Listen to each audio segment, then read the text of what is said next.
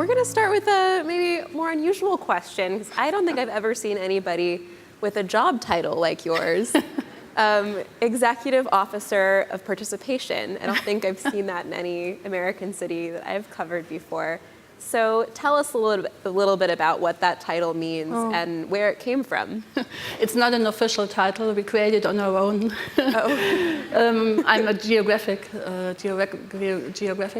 and I work in the office of the Lord Mayor for 7 years, and now in the Department of Urban Planning. But I always faced the themes of communication and participation. And so, this is the creation of what I'm doing normally, to communicate with the citizens and the people and to translate the messages of the city government to the people. Right, and you were telling me earlier that there can often be a lot that gets lost in translation between traditional planning documents in the language of planners and people who are looking at these projects. Can you talk about that? Yeah, normally the planning crew hangs a plan, and so the people have to know what they want to do. But most of the normal citizens can read a plan. They have to, they need some more information around this, so then they can imagine what we want to do and what we want to plan. And so, mostly we need some translation. Right, you were telling me earlier, this relates to the park that we're going to talk about mostly, but you gave a really good example of how pathways are called something else in planning language, right? Is it a linear structure? Yes, a colleague of mine said there will be a new linear structure, and all the citizens look to him and don't know what he wants to tell them. Yes, it's only a small footpath. It's in the direct way, so it's a path.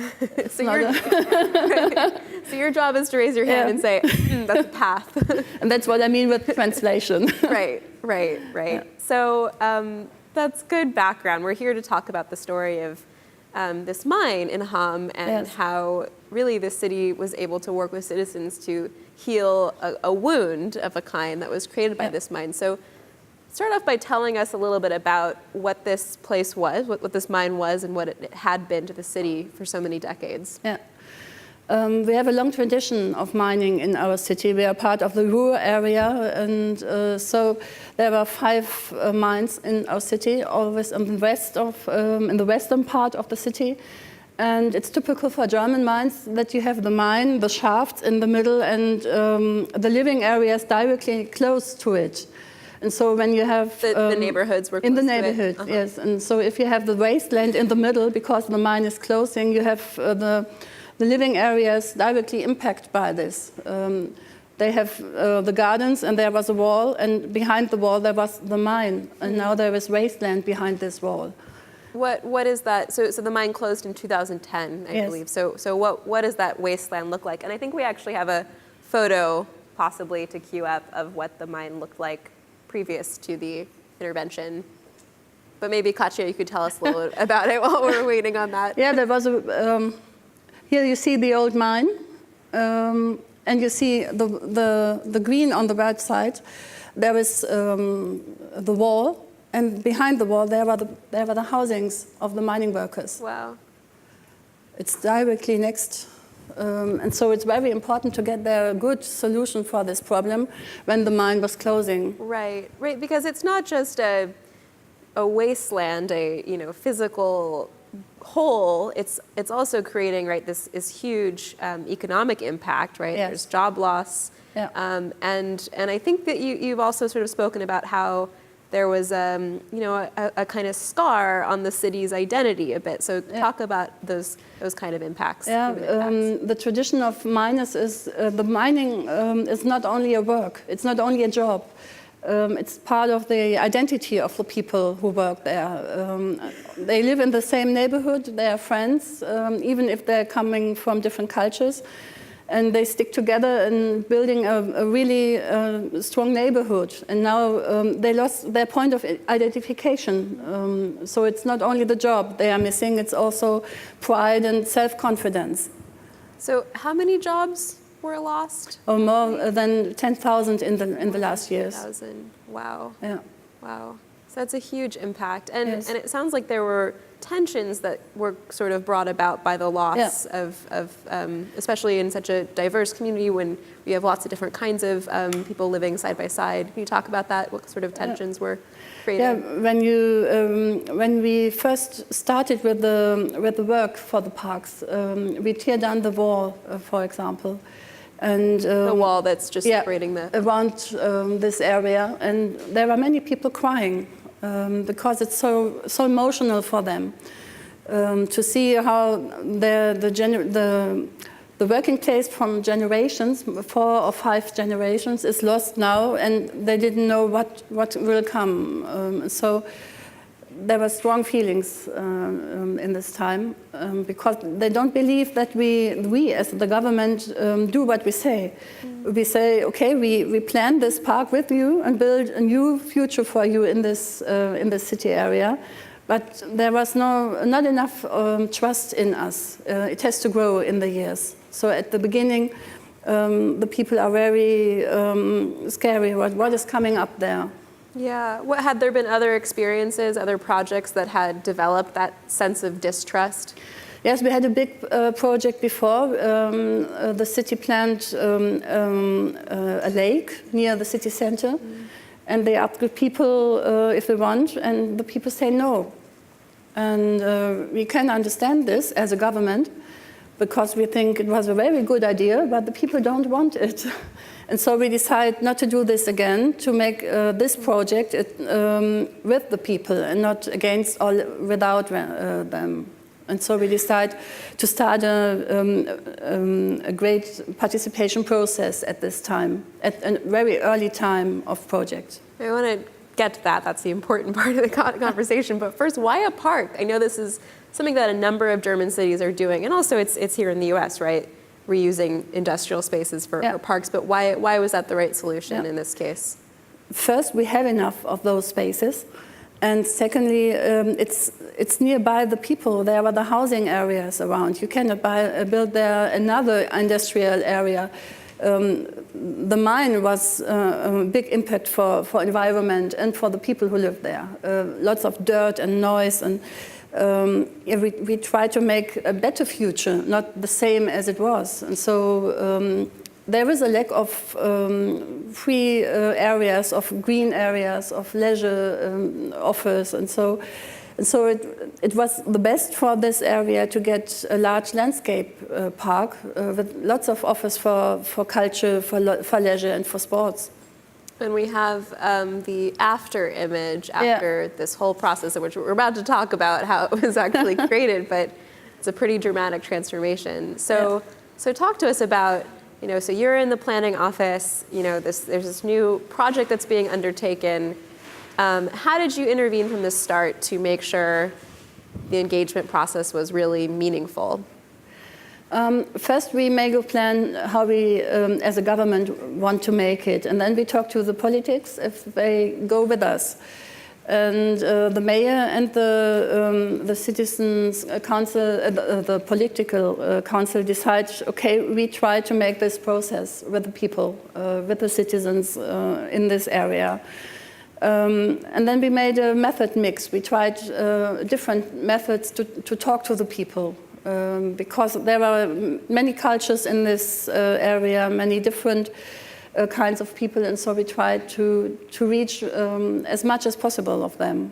Mm-hmm. Including a pretty large refugee population, if I'm not mistaken, right? It's 170,000 in whole city of Hamm. Yeah, so talk to us a little bit about what kind of specific strategies you developed to reach out to that community or others.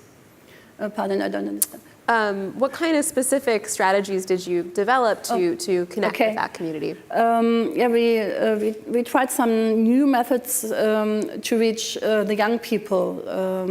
You have the photo, when the mine was broken down, there was only wasteland, there was only grass and wasteland. And we made a youth camp with some young people for 3 days on this area. And a youth camp, so you sort of invited young people to come in? Yeah, and we built up tents and lived there for 3 days, and they can walk around, and we show them the area. This is the place you can fill with your ideas. It should have been like a skate park or a fun park or whatever. And so the kids can decide what they want on this site. And they have to discuss, some want other things than the other, and so they have to discuss and to make the decision on their own. We only moderate. We don't take influence in it. And so the fun park that was built there, you can see it, it's a small part in the part. It's totally from ideas of the children. They want a pool, for pool skating, they want a skate park, a boulder area. So yeah, we built it. And you were telling me a story too about meeting with a local mosque leader and talking with him about what he might hope to see in a community green space. Can you talk a bit about that? You mean from the Muslim? Yes. There is a special project in this park. It's a place of interreligious encounter. And there were some people from Christian and Muslim organizations involved, and also people of Jewish, Buddhist, and Hinduism. And so we talked to the different people around there, and one of those Muslims says, we always love to be in big groups together. We have our own gardens, but not as the Germans. They are sitting there and have barbecue with their own family. We want to meet with large groups of us. We need more space, we need barbecue areas, we need a big green area where our women, they are separate from the men, can play with the children and sit together and talk and have their space, and here are the men and have barbecue and sit together. And so all these aspects get in the planning of this park. So we're going to take questions from the audience in a few minutes, so get them ready, start thinking. But I want to ask you, Katja, so the park is open, it's been in use.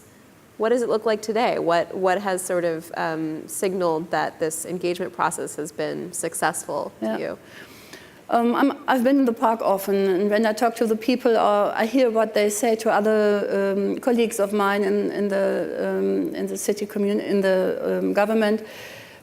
They talk to me if there are some problems. Now we have the problem, the use is so wonderful, so full, that we have some little problems at the weekends. When there is fine weather, there are so many people having barbecue and picnic in the park that we have deal with this problem of litter after it. And so they call me, they talk to me or to other colleagues, and so we get the feedback These are from the users. youth that you originally engaged. Yeah. They're still getting in touch with They you. know my name and my number, and so they call me, and I can give it to the other colleagues in the city. That's pretty striking. Any questions from the audience yet? All right, well, keep thinking. So what about the jobs, right? I mean, a park cannot heal every wound, right? No. So what is the city still working on in terms of the gap that was opened up by the loss of the mine? They are proud. Now they are proud again after tearing down the mines and the walls, and the people get back some self-confidence, because now the people from other parts of the city come to the western parts where former the mining areas were. Normally they don't go there. It's the eastern part of the cities are the better ones, and so and no one wants to come to the western parts. But now there is an aim to go there, and they talk, I'm the first time I'm in this area of the city of Hamm, and so this is the effect of Lippe Park. And so the people are very proud to be a part of it, because when they go through the park, they see things that are theirs, that are their ideas. that we are building. And so it's really a park from the people, not only built from planners for the people. Looking out in the audience. Oh, not yet. Okay, come back. I meant to touch on this earlier, but I wonder what your grandfather would have thought of this park, because I know he worked in the mining industry. Yeah, both of them Both worked there. Yes. did. Yeah, we talked about when the colleagues of Cities of Service visit us in Hamm. My asked me how I know, why I know so many things about the mining history and all those cultural things with it. It's because of my two grandfathers worked in those mines, and so I remember my childhood in this living areas near the mine. I know what the neighborhood was, and we can play in the gardens of the neighbors. It was no problem. There was nobody arguing because we are playing there and walk on the woods or so. I know what this is, and I think it makes easier for me to be in contact with the people, because I'm one of those. I can speak their language, and I can feel their feelings. So. Dwayne Midget, City of Tulsa. Hi. You may have mentioned it and I didn't hear, but did you have to go through a reclamation, a cleanup of the park, the mining park, of the site, excuse me, before you made it into a public park? What do you mean of To go in and remove any contaminants, like a brownfield. Pollution, the chemicals that came out of the... Now at the park is ready, or what do you mean? Did you have to clean the park up, clean the mining site up before it became a park, so that it was safe? The owner of the mining did that. He tore down all those buildings, and we bought the wasteland for €1. It's only a simple price, and so we can develop it. And it was already cleaned up of all the chemicals. Yes, Yeah. he has to clean it up in the ground. There were some problems in the ground. That's what you mean, okay, yeah. There were some things to clean up, yes. And there are some things that are in no plans, and other things that are in plans you cannot find in the ground. It's a very exciting area. Was that a cost to the government, or did the private owner pay for that cleanup of the ground? No, the private owner, the mining company. Fantastic. Yeah.